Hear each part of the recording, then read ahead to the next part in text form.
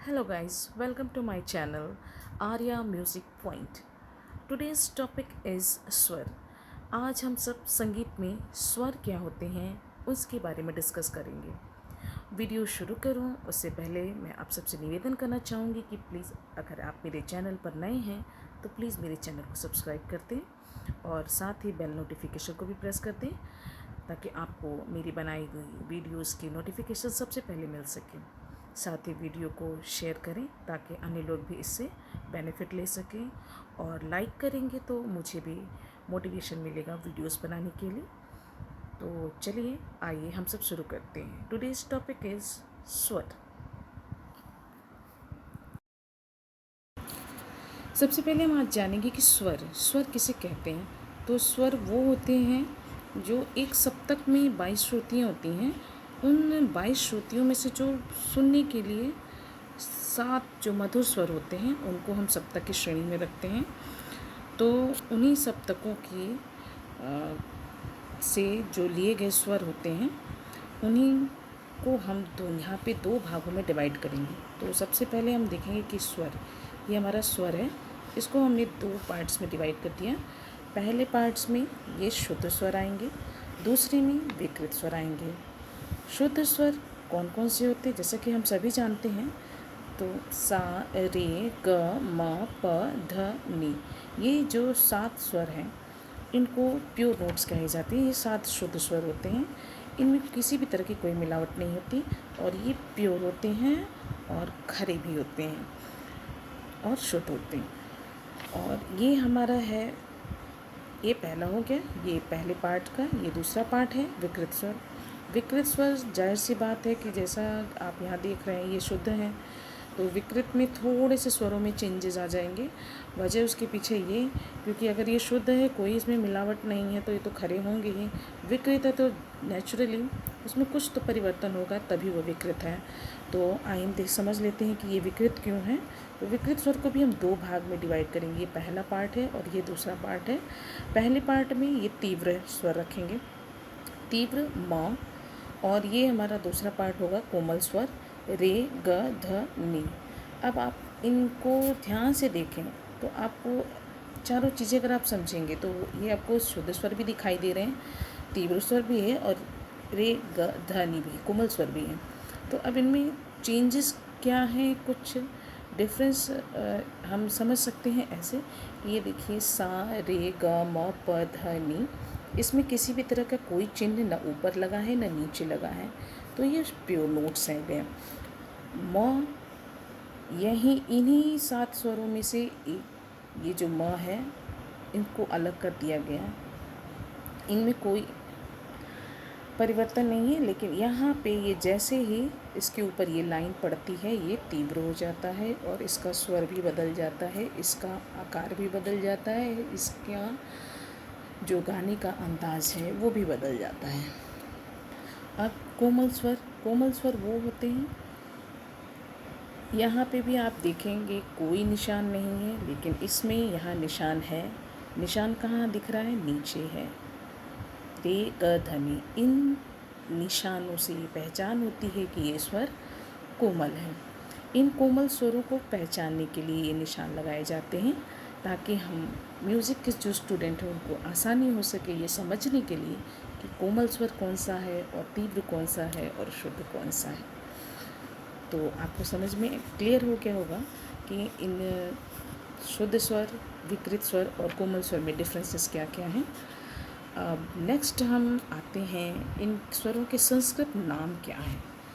Simply सा को षडज कहते हैं, रे को ऋषभ कहते हैं, ग को गांधार कहते हैं, म को मध्यम, प को पंचम, ध को धैवत और नी को निषाद. ये इनके संस्कृत नेम हैं. यहाँ पे नी आप देख रहे होंगे इधर से छोटी मात्रा लगी है, तो उससे प्लीज़ आप कंफ्यूज ना हो.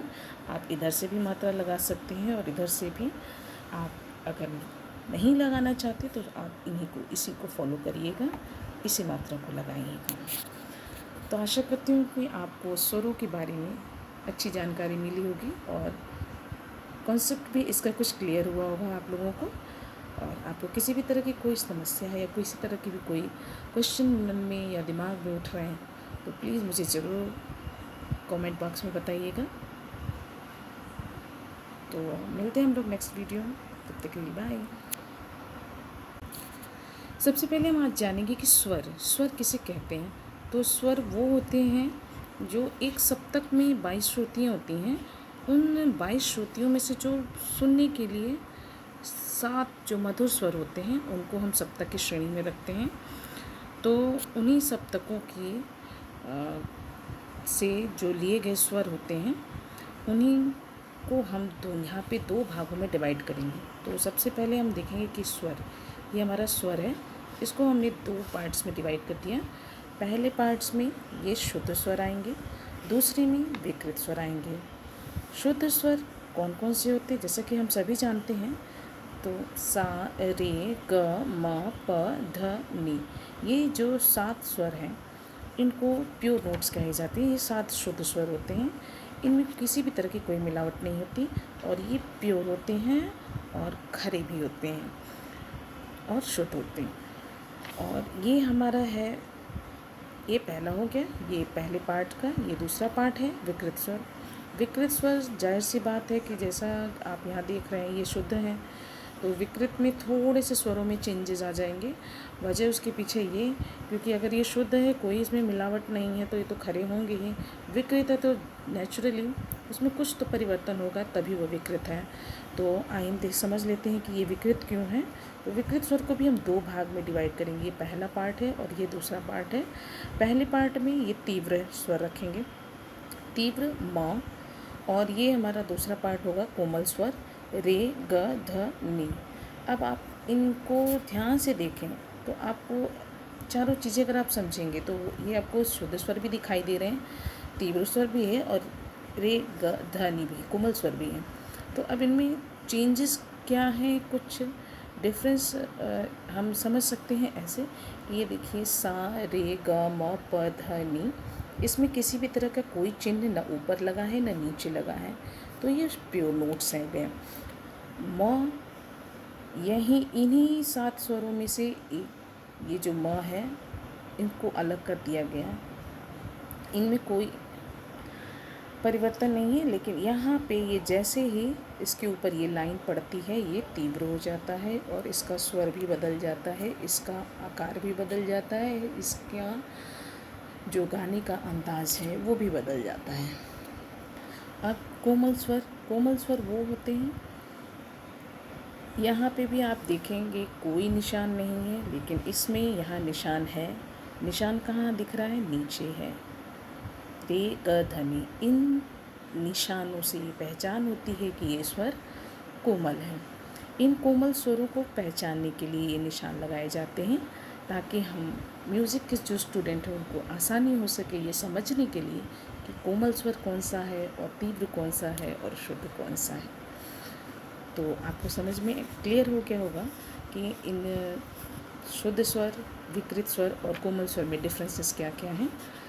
अब नेक्स्ट हम आते हैं इन स्वरों के संस्कृत नाम क्या है। सिंपली सा को षडज कहते हैं, रे को ऋषभ कहते हैं, ग को गांधार कहते हैं, म को मध्यम, प को पंचम, ध को धैवत और नी को निषाद। ये इनके संस्कृत नेम हैं। यहाँ पे नी आप देख रहे होंगे इधर से छोटी मात्रा लगी है, तो उससे प्लीज़ आप कंफ्यूज ना हो। आप इधर से भी मात्रा लगा सकते हैं और इधर से भी। आप अगर नहीं लगाना चाहते तो आप इसी को फॉलो करिएगा, इसी मात्रा को लगाइएगा। तो आशा करती हूँ कि आपको स्वरों के बारे में अच्छी जानकारी मिली होगी और कॉन्सेप्ट भी इसका कुछ क्लियर हुआ होगा आप लोगों को। और आपको किसी भी तरह की कोई समस्या है या किसी तरह की भी कोई क्वेश्चन मन में या दिमाग में उठ रहे हैं तो प्लीज़ मुझे ज़रूर कमेंट बॉक्स में बताइएगा। तो मिलते हैं हम लोग नेक्स्ट वीडियो में, तब तक के लिए बाय।